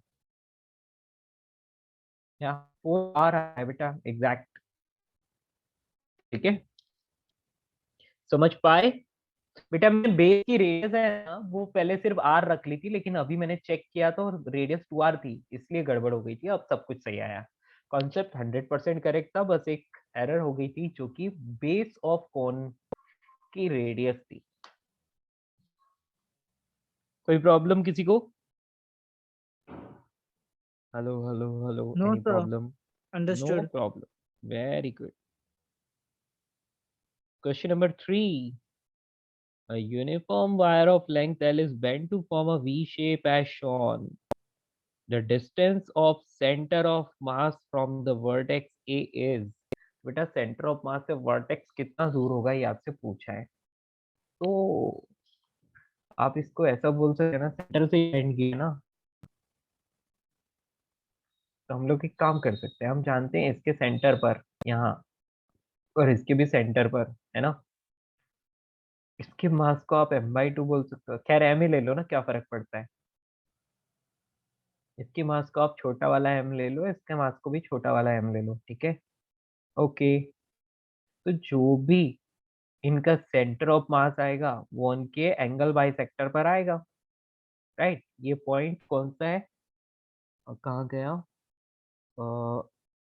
60 डिग्री है ना, पॉइंट ए से 60 डिग्री, तो कहाँ से पूछा? Distance of centre of mass point from point A ही पूछा है बेटा। ये वाले डिस्टेंस l/2 है, ये वाले रुको l/4 है, ये वाले डिस्टेंस l/4 है, और ये वाला एंगल कितना है बेटा? 30 डिग्री, और ये वाला भी कितना है? 30 डिग्री। तो बेटा यहाँ तो ज्योमेट्री से ही आंसर आ जाएगा, नहीं कुछ करने की जरूरत ही नहीं है। आएगा या नहीं आएगा? बोलो बोलो बोलो, हेलो। l/4 cos 37 डिग्री, ठीक है। तो यहाँ पर YCM is l/4 cos 30 degree, √3/8l। Okay, क्या आप समझ पाए? किसी को कोई डाउट? हाँ जी दोस्तों, No, sir. नो। चलिए, तो ये क्वेश्चन नंबर 3 भी है, ऊपर वाला 2 था। अभी क्वेश्चन नंबर 4 कौन सा चाहिए? क्वेश्चन नंबर 4, क्वेश्चन नंबर 4 कितने लोगों को डाउट है? 2, 3 एंड 5 किसी को भी डाउट नहीं है? Good, very nice. बेटा क्वेश्चन नंबर 5 भी वैसा ही है। क्वेश्चन नंबर 5 में आपको क्या बोला है कि एक्स एक्सिस और वाई एक्सिस ऐसे दे रखे हैं आपको, और यहाँ पर ऐसे ऐसा गिवन है। फर्स्ट वाले के लिए ρ1, इसके लिए ρ2, और टोटल लेंथ l दे रखी है,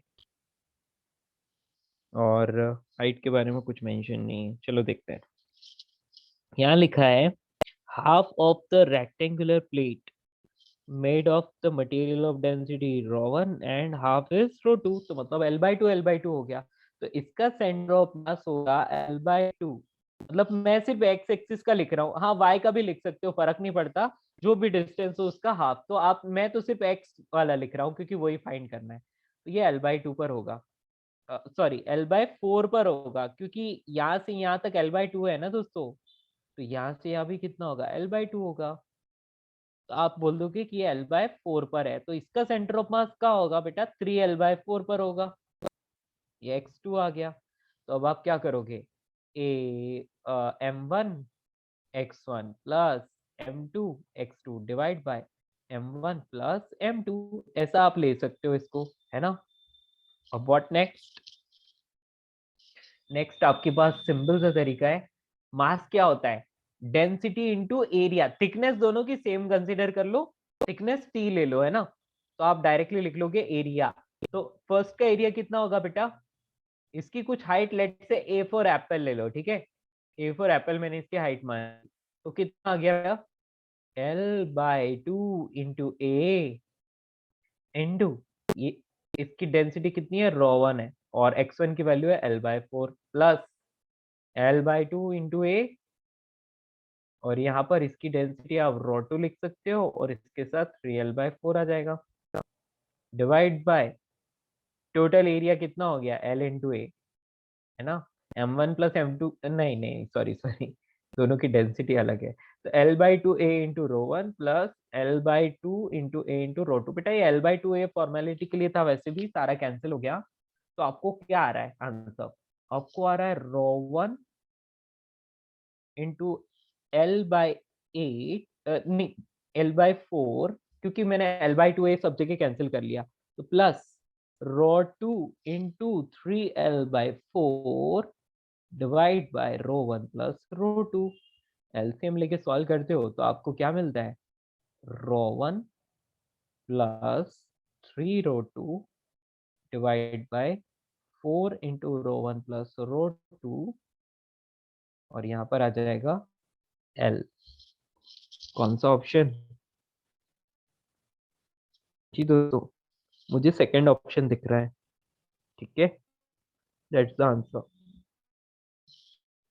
ओके फ्रेंड्स, ओवर। कि कौन सी थी ये, इन चैप्टर नंबर 3 थी, अभी इन चैप्टर नंबर 4 में आ जाइए सभी लोग। इन चैप्टर 4 में कौन सा डाउट, क्वेश्चन 5।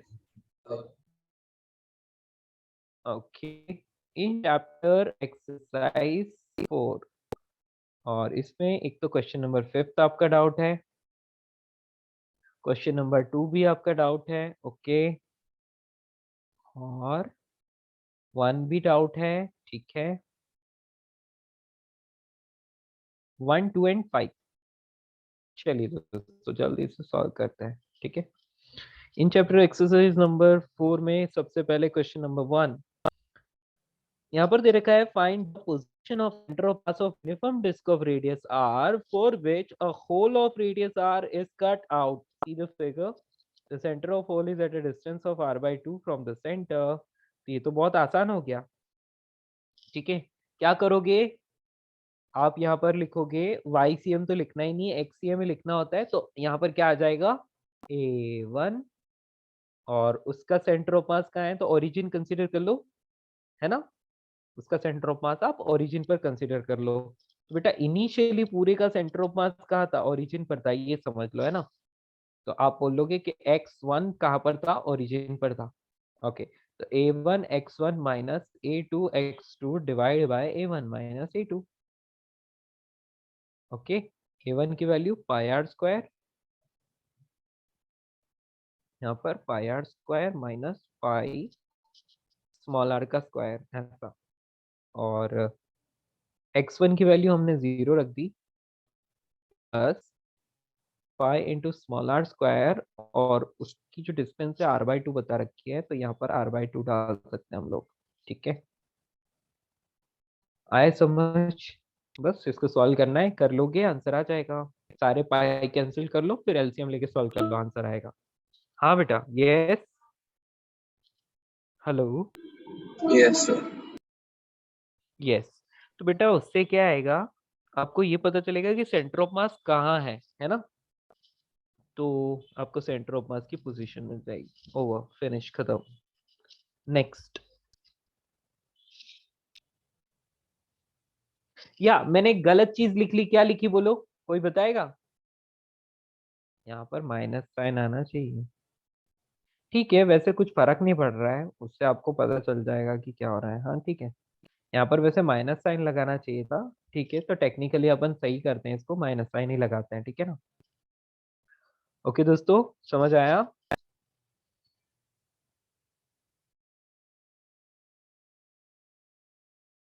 नेक्स्ट,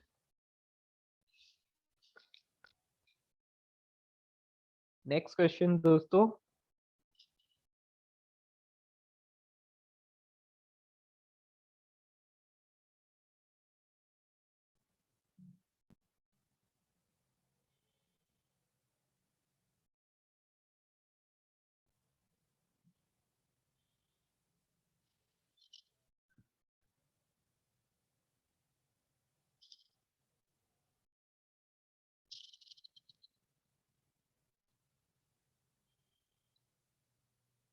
कौन सा था? क्वेश्चन नंबर 2 था ना, ये तो क्वेश्चन नंबर 1 हुआ, ठीक है। Now question number 2।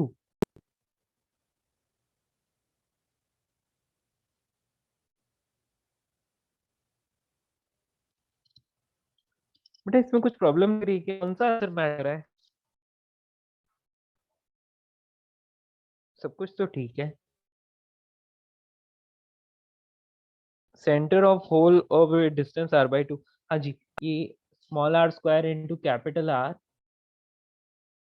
या डिवाइड बाय 2 इंटू, हाँ तो ये बी ऑप्शन आंसर आएगा इसका, है ना, बी ऑप्शन, यस। तो सेंटर ऑफ मास इतना शिफ्ट हो जाएगा। ओके दोस्तों, क्वेश्चन नंबर 2 पर आ जाते हैं। क्वेश्चन नंबर 2 में आपने पूछा है find the centre of mass of the metal circular sheet of diameter 6 which has 2 centimeter square cut, okay, out on it. The two sides of the square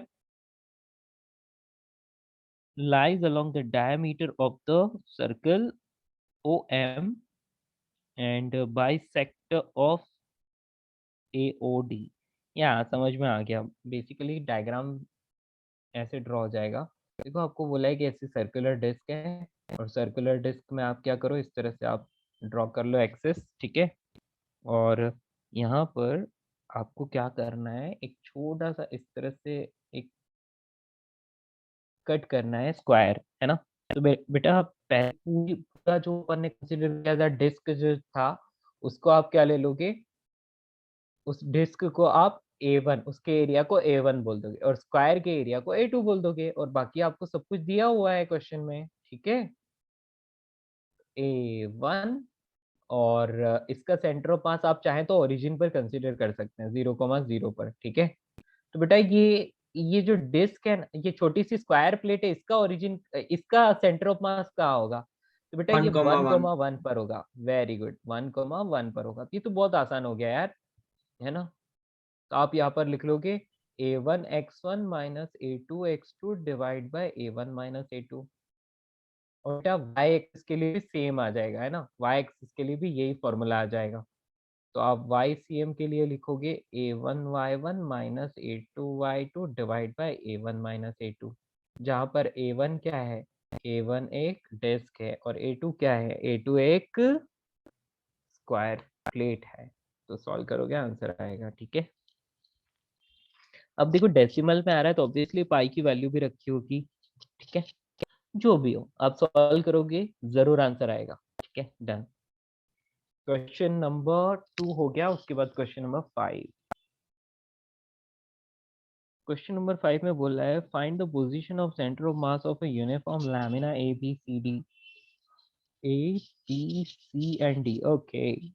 और यहाँ पर बोल रखा है फ्रॉम पॉइंट O, तो पॉइंट O से इसकी distance बतानी है, ठीक है, कोई दिक्कत नहीं है।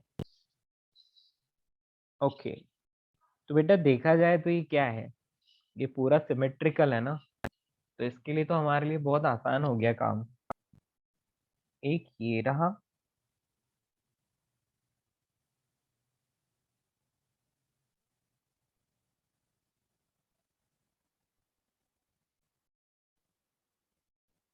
यहाँ पर O पॉइंट बोला है, इससे A डिस्टेंस, ये वाली भी A डिस्टेंस, ये A डिस्टेंस, ये भी A डिस्टेंस, है ना। अब आपको बोला है कि इस पूरे सिस्टम का सेंटर ऑफ मास जो है वो O से कितना डिस्टेंस पर होगा। तो Y डायरेक्शन तो आपको देखने की जरूरत नहीं है ना, Y डायरेक्शन में एग्जैक्टली सेंटर पर आएगा इसके, तो वो तो आपको देखना नहीं है। आपको सिर्फ X डायरेक्शन में इसकी डिस्टेंस देखनी है। तो बेटा इस वाली का यहाँ पर आ जाएगा और इस वाली का सेंटर ऑफ मास यहाँ पर आ जाएगा, ठीक है। इन दो का काम तो डायरेक्टली हो गया, है ना। इसकी लेंथ सर एक 2a डाउट है। था हाँ बेटा पूछो। Sir, centre of mass triangle के लिए हमें वो सेंट्रॉइड यूज करना पड़ेगा, राइट? नहीं, हमें जरूरत नहीं है ट्राइंगल के लिए, ठीक है। Okay hello, sir. या जरूरत नहीं पड़ेगी, ठीक है ना। बेटा यदि इस वाले की बात करें तो एग्जैक्टली इसके मिड पॉइंट पर आ जाएगा, और इस वाले के लिए बात करें तो एग्जैक्टली इसके मिड पॉइंट पर आ जाएगा। Do you agree? हेलो, दोस्तों मेरी बात तो समझ मिड पाए? पॉइंट पे सर ट्रायंगल का मिड पॉइंट पे कैसे आएगा, उसके थोड़े नहीं नहीं, हम ट्राइंगल का नहीं ले रहे हैं, हम इंडिविजुअल साइड्स की बात कर रहे हैं। Are you getting? ये लैमिना है ना, लैमिना मतलब वायर्स है, ठीक है? हाँ सर। ये कोई प्लेट नहीं है। यदि ये प्लेट होती तो सेंटर पे फाइंड आएगा, लास्ट में आएगा। अभी तो हम स्टेप बाय स्टेप कर रहे हैं ना बेटा। हाँ हमने सर। इस वायर की बात की तो यहाँ पर रहेगा, इस वाले वायर के यहाँ पर रहेगा, इस वाले के यहाँ पर रहेगा, और इस वाले के यहाँ पर रहेगा। ओके, समझ आया? हाँ, यस सर, यस सर। या ओके। आप बोलोगे कि सारा वायर तो एक ही मटेरियल का है, तो सबकी लीनियर चार्ज डेंसिटी तो सेम है, तो इसका मतलब अब लेंथ ही है जो भी करने वाली है। तो बेटा यहाँ पर ना आप ओरिजिन से इस पॉइंट की डिस्टेंस फाइंड कर सकते हैं। हाँ जी, एक एक करके सबकी डिस्टेंस फाइंड करने वाला हूँ, ठीक है? ओरिजिन से सबसे पहले इस वाले पॉइंट की डिस्टेंस को आप क्या लिखोगे? यस दोस्तों, एंगल फाइंड कर सकते हैं। सारा का सारा 2 है, ये इक्विलेटरल ट्राइंगल है, ये 30 डिग्री आएगा। आएगा? ये भी 30 क्या डिग्री आएगा आएगा। सर? बिल्कुल बेटा, यहाँ से यहाँ की डिस्टेंस को क्या मैं a cos 30 डिग्री बोल सकता हूँ? Yes sir. यस। और यहाँ से लेकर पूरा O पॉइंट तक की डिस्टेंस को मैं 2a cos 30 डिग्री बोल सकता हूँ। किसी को कोई प्रॉब्लम? नो? No sir. अच्छा बेटा, यहाँ से यहाँ तक की डिस्टेंस a/2 है, तो बेटा यहाँ से यहाँ की डिस्टेंस को क्या मैं a/2 cos 30 डिग्री नहीं बोल सकता? बेसिकली इस पॉइंट की यहाँ से डिस्टेंस 3a/2 cos 30 डिग्री रहेगी। आएगी? Yes sir. यस। ओके, चलिए तो आपका काम तो हो गया बेटा। क्या करोगे? सबका मास, मास की बात करूं तो मास आप बोल सकते हो कि लैम्बडा इंटू लेंथ, करेक्ट? कितने हैं? 4 सेगमेंट्स है ना, 4 हाँ सर। सेगमेंट्स है। तो मैं एक काम करता हूँ, आपको एक्स सी एम ए तो लिखना है यहाँ पर। तो सबसे पहले मैं इस 2a लेंथ का ले लेता हूँ, तो लैम्बडा इंटू 2a, ये तो इसका मास हो गया, इंटू इसकी डिस्टेंस कितनी है बेटा ओ पॉइंट से? तो वो है 2a cos 30 डिग्री, है ना? 2a cos 30 degree, cos 30 degree की वैल्यू √3/2 होती है ना? हेलो? हाँ सर। हाँ। अब मैं ये छोटू सा वायर है ना a लेंथ का, उसको ले लेता हूँ, तो प्लस a, तो इसको लैम्बडा इंटू ए इसका मास हो गया, और इसकी डिस्टेंस कितनी है? a cos 30 डिग्री, यानी कि a इंटू √3/2। कोई प्रॉब्लम नहीं है। उसके बाद जो दोनों वायर्स दिख रहे हैं, जो दोनों तो ऐसे जस्ट मल्टीप्लाई बाय 2, राइट? या द एंटायर थिंग। यस, तो इन दोनों को मैं एक साथ ले रहा हूँ, तो 2 इंटू लैम्बडा इंटू ए, ये इनका मास भी आ गया, और दोनों का एक साथ 2 से मल्टीप्लाई कर लिया तो ये पूरा एक साथ आ गया। और यहाँ पर आ जाएगा 3a/2 √3/2। आई बात समझ? डिवाइड बाय इन सबका टोटल मास कितना हो गया? Lambda into 2a plus 3a, देखिए a+a+a यार। ओके, कोई दिक्कत? फिनिश? तो बस इन सबको आप अब सॉल्व करोगे, आंसर आ जाएगा आसानी से, ठीक है? यस बस sir. Definitely will get the answer. तो नीचे बेसिकली लैम्बडा इंटू 5a आ गया है ना, 5a डायरेक्ट लिख लेता हूँ मैं इसको।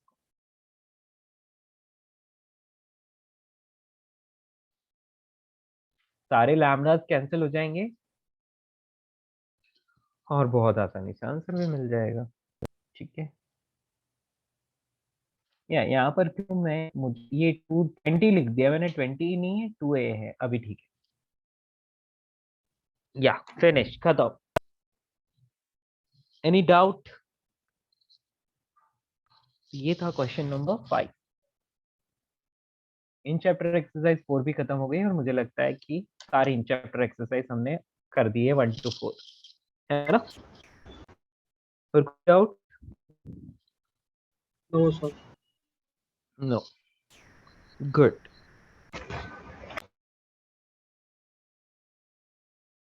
सो So can you also do the fourth one? 4th one, okay, ठीक है।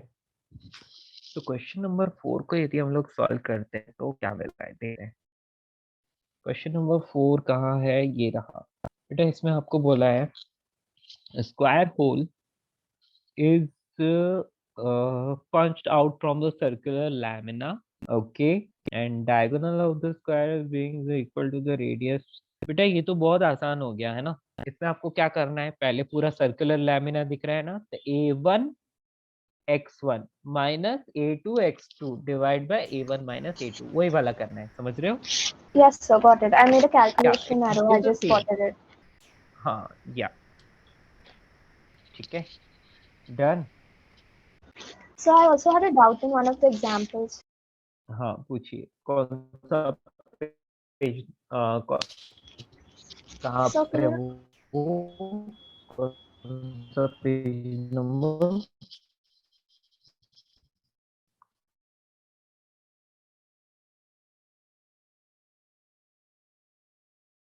बेटा पेज नंबर बताओ।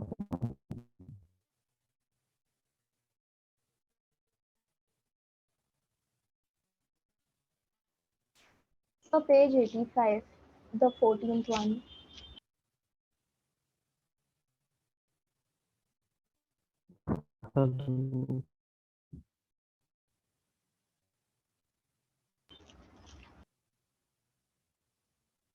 Illustration number 5. So 14th one. Hello. So Page can you number stop? 85. Okay. 85 में 14th तो आ गया, लेकिन यहाँ पर इलिस्ट्रेशन 19 लिखा हुआ है। बेटा आप मॉड्यूल का पेज नंबर बोल रहे? Okay, illustration number 14, right? Hello. Yes, sir. हाँ, sir. एक्चुअली मेरे पास जो ये मॉड्यूल है इसमें, अच्छा कौन सी इन चैप्टर के बाद है ये बता दो, या उससे हो जाएगा? Hello, after which in chapter exercise? So after in chapter exercise 2.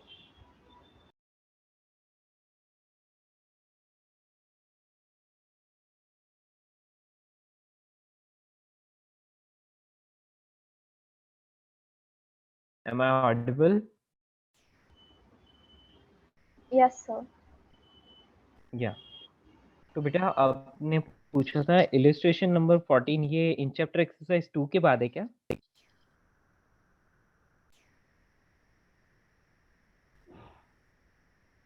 Hello. Yes, sir. Okay okay, so ये इस टाइप का कुछ अजीब सा एक डायग्राम बना रखा है, ये वाला है, यही ना?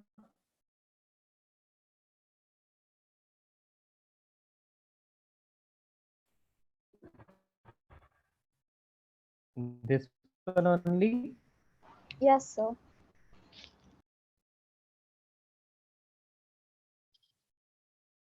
तो माय डियर फ्रेंड्स, यहाँ पर आप गुड, तो यहाँ पर बोला है कि ये इसकी लेंथ a है, और पढ़ लेते हैं हम इसको। अच्छा, इसके सेंटर से जा रहा है ओरिजिन, ओके। तो ओरिजिन यहाँ से जा रहा है, ठीक है। इसको y एक्सिस ले लो, इसको x एक्सिस ले लो, और क्वेश्चन पढ़ लेते हैं। लैमिना ही है बेटा, ये वायर्स ही हैं, ठीक है। इक्विलेटरल ट्राइंगल बन रहा है एक तो, और find centre of mass of the lamina, तो बहुत इजी हो गया बेटा। सबसे पहली बात तो ये कि यदि ये एक इक्विलेटरल ट्राइंगल है तो बेटा इसके सेंटर ऑफ मास इसके सेंट्रोइड पर ही होगा, है ना? Do you agree? Hello, do you Yes, agree? sir. बिल्कुल, तो इसके सेंटर ऑफ मास जो है वो इसके सेंट्रोइड पर होगा। और यदि इन वायर्स की बात करें तो ये क्या बन रहा है, ये इक्विलेटरल ट्राइंगल है, और एक और क्या है, एक स्क्वायर है। तो स्क्वायर है तो इसका भी सेंटर ऑफ मास यहाँ पर होगा, है ना? Yes, sir. ओके, बट एक प्रॉब्लम है बेटा। प्रॉब्लम ये है कि यदि आप पूरे ट्राइंगल को ले लेते हो तो इसमें बेटा ये वाली साइड भी साथ में आ जाती है, फिर आप स्क्वायर लेते हो तो वो साइड गड़बड़ कर देती है वापस आके, है ना? तो हम लोगों को इसको थोड़ा अलग तरह से करना पड़ेगा। हम लोग एक काम करते हैं, हम लोग लेते हैं इस वाले वायर को तो यहीं पर, इसका सेंटर ऑफ मास कहाँ है, यहाँ पर, ओके। और बेटा ऊपर वाले और नीचे वाले, इन दोनों का सेंटर ऑफ मास देखा जाए तो इसी सेंटर पर, यहाँ इस वाली पोजीशन पर है। हमें सिर्फ एक्स कोऑर्डिनेट देखने की जरूरत है, वाई कोऑर्डिनेट की जरूरत नहीं है, राइट? हेलो। Yes, sir. या ओके, तो हम यहाँ पर लैमिना है ना, लैमिना है तो फिर वायर को लेके करना पड़ेगा। ठीक है, तो डायरेक्ट करते हैं ना हम लोग। तो इसका तो यहाँ पर सेंटर ऑफ मास है। चलिए, तो एक बात बताओ, ये वाली डिस्टेंस कहाँ पर है? a/2 पर। और ये वाली डिस्टेंस कहाँ पर है? a + √3a/2 पर। Hello, Yes, sir. एक How did मिनट you एक get? मिनट एक मिनट एक मिनट, नहीं नहीं नहीं, रुको, एक गड़बड़ है बेटा। ये पूरा यहाँ से यहाँ की लेंथ जो होती है ना, वो √3a/2 होती है। और बेटा ये 1:3 के रेशियो में डिवाइड करता है, तो मैंने गलत लिख दिया है ये। इसको 1:3 में डिवाइड करो। 1:3, सॉरी, 1:2 में डिवाइड करते हैं, तो 1/3 से ये ऐसे आ जाएगा। तो a/2 √3। अभी ठीक है, अभी ठीक है। हेलो बेटा, Yes, sir. क्या आप मेरी बात समझ पाए? पक्का? देखो, सेंट्रोइड जो होता है ना, Yes, sir. सेंट्रोइड यहाँ पर है ना, तो बेटा इस बेस से यहाँ की हाइट फाइंड करनी है। तो मुझे पता है कि 1:2 में डिवाइड है ये ऑल एंटायर हाइट, राइट? तो मैंने क्या कर दिया, 1:3 में, तो यहाँ से 1 पार्ट होना चाहिए ना, तो 1/3 लिख दिया। तो 1/3 × √3a/2 ये आ गया। Clear? Yes, sir. So √3a हाँ, by 2, can you explain how did you get that? क्या बेटा, क्या? √3a by 2. अच्छा, √3a/2 बेटा, आप तो ज्योमेट्री से ले लो डायरेक्टली। ये इक्विलेटरल ट्राइंगल है ना, Okay, ये आपने उसकी साइड height दी है. ये भी है, तो ये टोटल एंगल 60 डिग्री होगा। मीडियन डालोगे तो मीडियन की हाँ. लेंथ अपने को बतानी है, तो ये 30 Yes, sir. डिग्री आ जाएगा। तो ये क्या है, a cos 30 डिग्री ना, तो √3a/2 ही तो आएगा, Yes, है sir. कि नहीं? Yes, sir. a cos 30 degree, right? Yes, sir. Yes, तो ये समझ आ गया आपको। Okay, good. तो अभी फ्रेम होता है न कि प्लेट, तो ये क्यों फाइंड किया वो मुझे समझ नहीं आया। यदि इन्होंने लैमिना लिखा है, लैमिना का मतलब क्या होता है, प्लेट या फिर फ्रेम? बोलो। हेलो बेटा, लैमिना का मतलब प्लेट होता है या फ्रेम होता है? So plate. एक मिनट रुको। यूनिफॉर्म लैमिना ABCDE, बेटा लैमिना का मतलब तो फ्रेम होता है ना? Yes, sir. या तो बेटा उस हिसाब से तो इनका सॉल्यूशन गलत होना चाहिए। सर लैमिना प्लेट होता है ना, एकदम पतला वाला. यदि लैमिना, ओह Yes. नो, मैंने गड़बड़ कर दी। तो फिर हमारा ऊपर भी एक और क्वेश्चन भी गलत होगा फिर। या इट इज अ प्लेट ना यार, lamina. Okay, it's a plate. Okay, ठीक है, फिर तो आसान हो गया बच्चों, अब तो आसान हो गया फिर।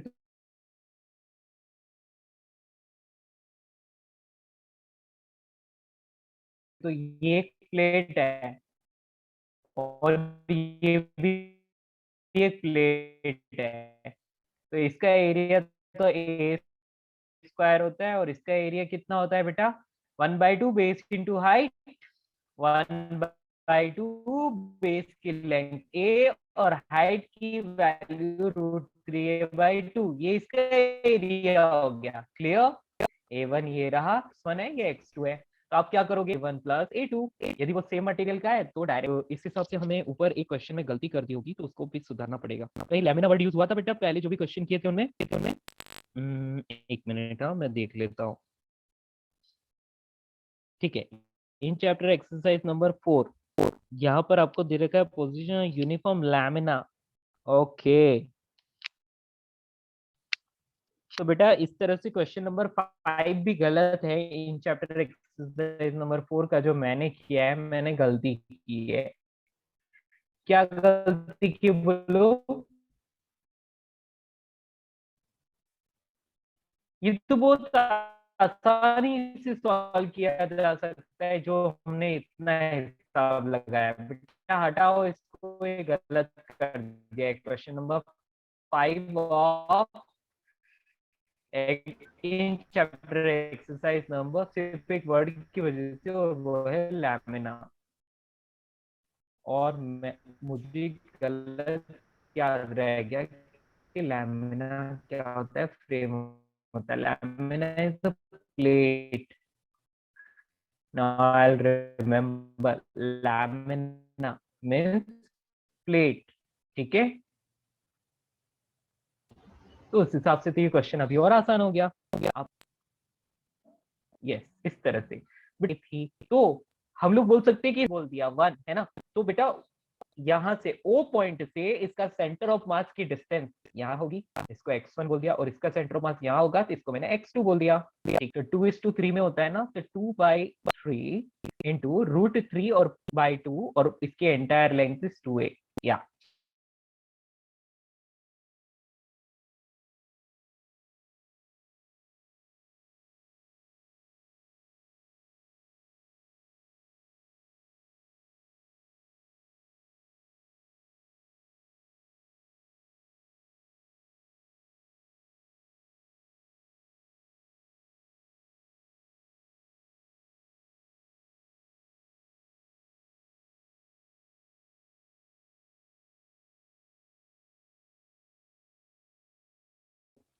या दोस्तों, मैं मेरा माइक म्यूट हो गया था अभी। ठीक है, आवाज सुनाई दे रही है? Yes, sir. तो O पॉइंट से 2/3 इंटू √3a/2 यहाँ पर लिख लेते हैं। तो बेटा ये आ जाएगा a/√3 डिस्टेंस पर। ठीक है बेटा, ये क्या है? ये एक प्लेट है। तो मैंने क्या कंसीडर किया?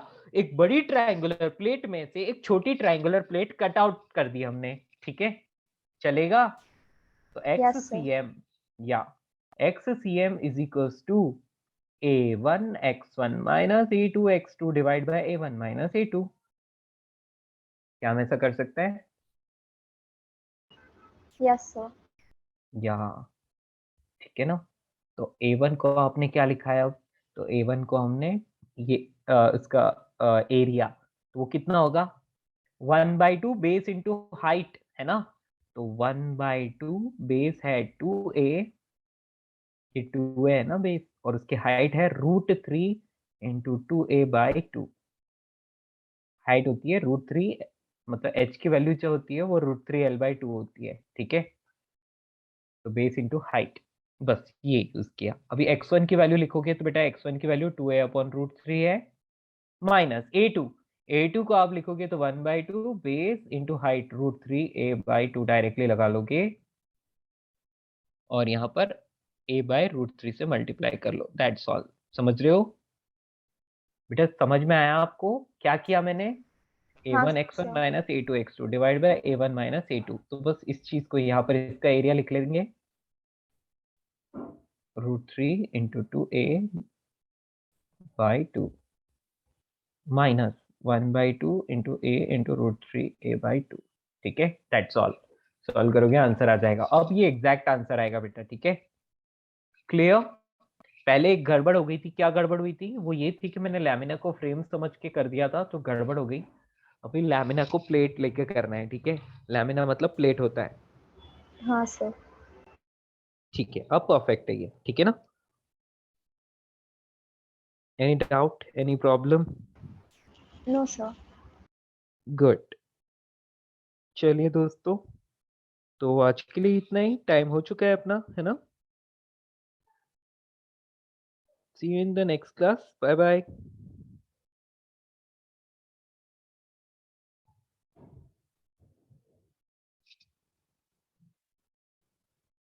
Bye, sir. Bye bye.